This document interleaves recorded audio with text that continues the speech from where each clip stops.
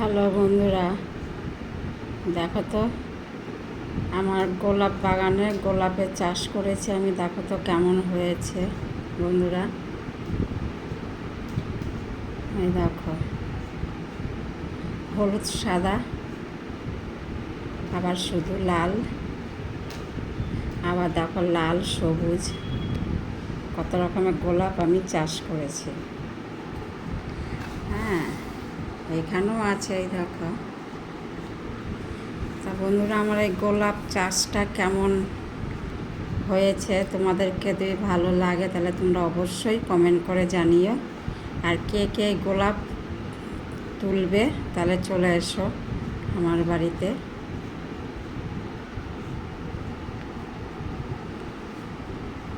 রাখছি বন্ধুরা, টাটা।